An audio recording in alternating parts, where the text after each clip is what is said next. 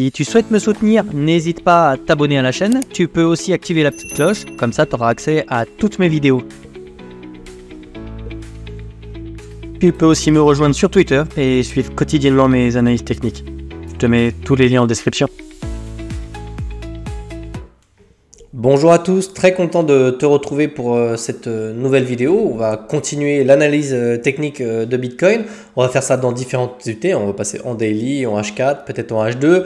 On ira faire un petit peu d'order flow, toujours pareil, pour voir un petit peu le sentiment de marché, voir un petit peu ce qui se passe sur les niveaux actuels.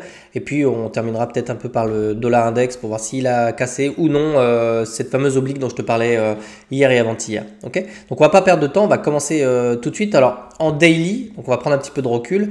En daily, je dirais que c'est pas vilain, hein. Tu vois, on est vraiment revenu chercher la bande basse du RSI. En général, c'est pour revenir chercher le haut du RSI. Tu vois qu'ici, notre dynamique, elle est toujours intacte, elle est très bonne, elle est très belle.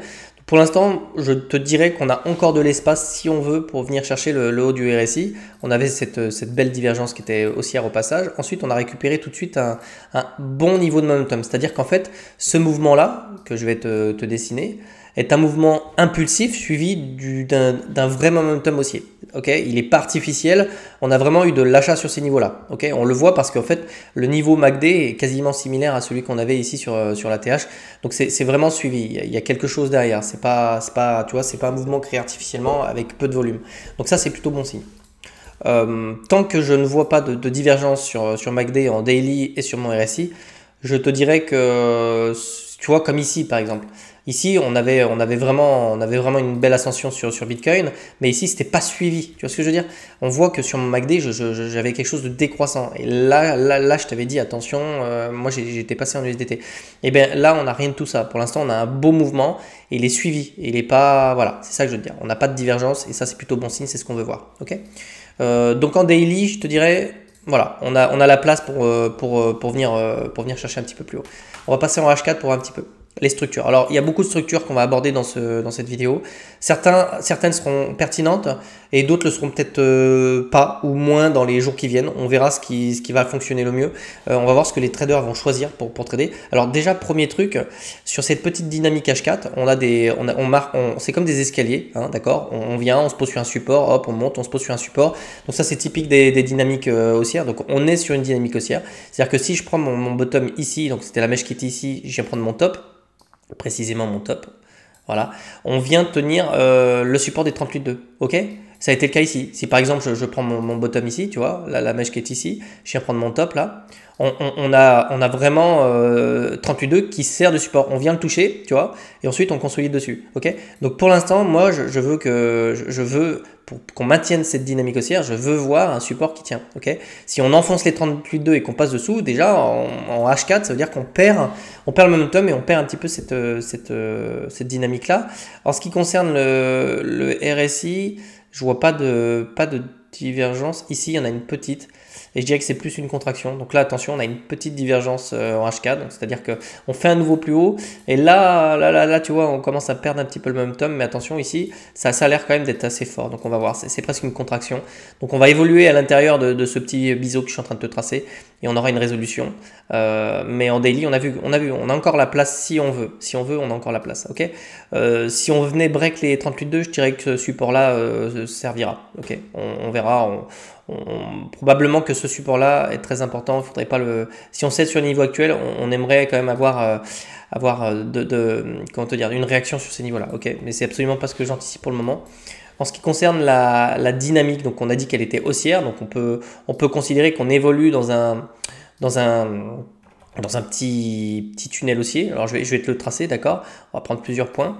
Donc hop, je vais virer ça. Donc tu vois, au sein de cette oblique haussière, donc on tient systématiquement le support des 38,2. Ok, si on est rejeté sur le haut du tunnel, l'objectif aussi peut être le bas de ce range aussi. Ok, donc ça peut être un retour sur ces niveaux-là. Si toutefois on inversait cette dynamique pour corriger ce mouvement-là, ok? Donc rien de... Voilà, faut que tu saches que si on revient chercher cette oblique-là, c'est c'est pas foncièrement mauvais signe. Ok, elle peut servir de support et on est toujours en tendance haussière au sein de cette oblique haussière. Ok. Autre chose, on peut considérer également, vu le niveau actuel, qu'on est quasiment dans un énorme finalement, un énorme range. Donc on va essayer de prendre des points qui sont pertinents, le haut de la mèche, voilà. Donc on peut considérer aussi qu'on est dans un énorme range qui pourrait prendre du temps avant de résoudre, tu vois. Donc tout ce qui sort en fait de ce canal-là, c'est ce qu'on appelle des réintégrations. Le but de la réintégration, c'est de revenir chercher le bas de ce range, ensuite le haut, le bas. La réintégration par le haut, donc c'est-à-dire qu'on fait une fausse cassure et on le réintègre et on revient chercher le haut. Ça me paraît pertinent de le mettre parce que à plusieurs reprises quand même, on est revenu chercher, tu vois, on est revenu chercher des points hauts et bas à l'intérieur de ce range-là. Donc si on s'affranchit ici de façon claire et nette de cette trendline là que j'ai tracée, je te dirais qu'on l'enlèvera, ok, et elle aura plus d'importance. Par contre, si on est rejeté sur ces niveaux-là pour revenir chercher le bas de ce fameux range, je te dirais que elle était pertinente. C'est pour ça que je te l'ai montré, je la garde en tête, tu vois, et à voir parce qu'on pourrait consolider à l'intérieur encore un petit moment. Hein. Bon, bien qu'on ait du momentum ici, c'est pas quelque chose que j'exclus. Pour le moment, je te l'ai dit dans la vidéo d'hier, moi j'attends des structures, elles sont en train de se construire, ça va prendre du temps. Ça va prendre des jours, donc des structures, bah c'est comme ça, si tu passes en daily, tu vois. Une structure, c'est ça par exemple. Hop. Là, tu peux prendre des positions, parce que, je vais prendre mon petit... Parce que là, tu as la structure en forme de W avec la cassure. Ok, ça c'est une structure daily. Pour le moment, tu vois ici, on est juste sur des patterns de continuation haussière. On a la structure, le break, ok, et puis maintenant 38.2, 38.2. Ok, donc maintenant, on va chercher le prochain support un peu plus haut pour venir chercher l'ATH. Attention, l'ATH sera forcément une résistance majeure. Okay, donc pour l'instant, je m'attends toujours sur le court moyen terme à ce qu'on essaie de revenir chercher les 73 500 $, voire carrément les 75 000 $ et voir si on est rejeté sur ces niveaux-là. Okay, et à ce moment-là, on pourrait observer par exemple une divergence ou quelque chose comme ça. Mais en daily, je maintiens, il n'y a absolument rien de baissier ici. Donc je suis toujours sur une perspective de venir chercher des nouveaux highs. Okay, voilà. Est-ce qu'en 2 heures, on a plus de détails? Je vais virer un peu tout le bruit. C'est-à-dire ça là, tac, je vais virer ça. Donc là tu vois bien les 0,38.2, il n'y a rien de plus. Okay. Il n'y a rien de bien intéressant ici. Peut-être qu'on a, non même pas, on a une convergence haussière, donc rien de particulier. Maintenant soit on s'affranchit, de toute façon soit on casse les 38.2 et on revient chercher le support du dessous, soit on essaie d'imprimer des structures, donc c'est les fameuses structures, cette fois en H2, donc petit W pour venir chercher un nouveau sommet et passer au-dessus de cet oblique là haussière que je t'ai mis. Ok, voilà les perspectives, moi plutôt biais bullish pour le moment et objectif la TH. Ok, on va passer sur l'order flow. Donc déjà la prise de liquidité, tu vois, il nous en reste. C'est pour ça que je te dis, si on veut faire un dernier petit nettoyage là, on peut monter quasiment jusqu'à 75 000 $. Ok, donc garde ça en tête. Au-dessus, on verra la réaction du prix. Mais on est probablement sur une belle dynamique haussière pour venir chercher les 75 000 $. En ce qui concerne l'order flow, un peu moins optimiste sur l'order flow. On commence à avoir un petit peu, pas de l'excès, mais des positions qui commencent à se rouvrir. On commence à retrouver de l'intérêt. Donc, pour te remettre en perspective, donc là, on a le fameux W, tu vois, hop. Donc, il était ici. Donc, j'espère que tu te situes, d'accord. On a les fameux 38.2 qui étaient sur ces niveaux-là, Et sur ces niveaux-là, on retrouve énormément d'intérêt. Énormément. On retrouve pas mal d'intérêt, tu vois. Ici, on a un open interest qui prend de la valeur. Donc ça veut dire qu'on a de plus en plus de traders qui prennent des positions et visiblement c'est des positions en longue. Ok, donc ça peut durer, on peut continuer comme ça encore un petit moment sans trop de problèmes, mais tôt ou tard on aura le marché qui viendra les chercher. Ok, c'est pour ça que je te dis méfiance quand on va arriver vers la TH ou un petit peu au-dessus, il se peut qu'on ait du rejet au moins pour venir chercher tous les mecs qui sont en train de long sur les niveaux actuels. Ok. On liquide peu de personnes. Franchement, on liquide peu de personnes. Un peu de short, un peu de long, globalement.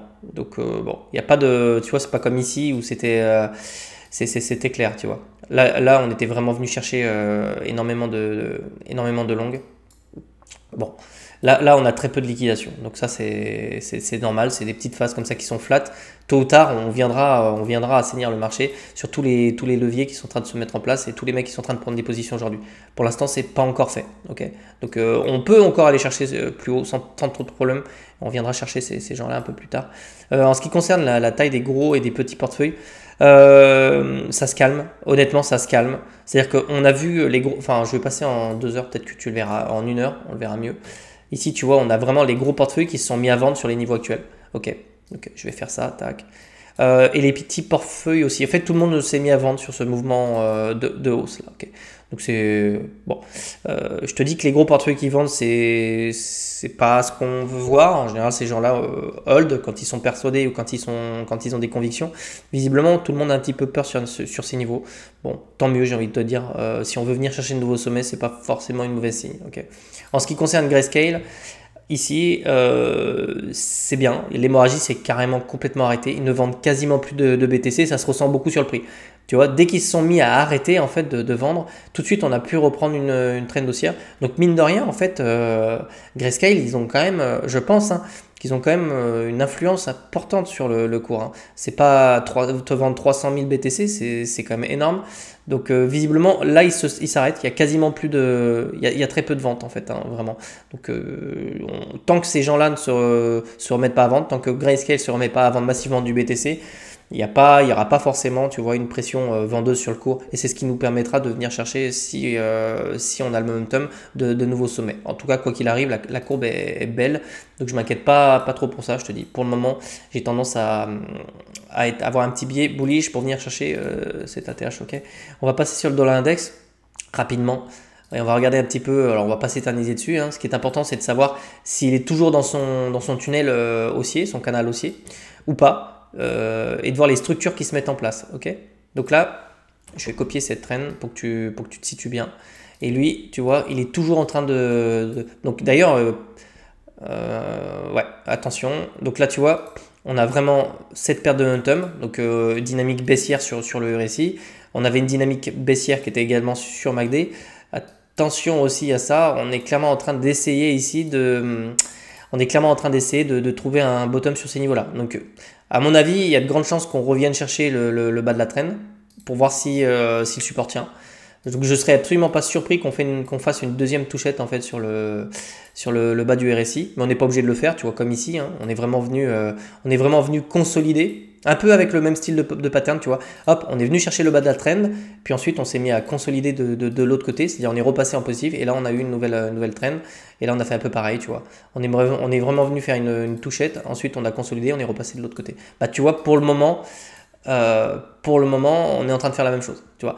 On est en train d'essayer de repasser positif sur MACD, on a fait notre touchette sur la trend, donc à voir si on va se retourner sur RSI pour venir chercher derrière un nouveau sommet, ok, enfin un nouveau sommet, en tout cas le haut du canal.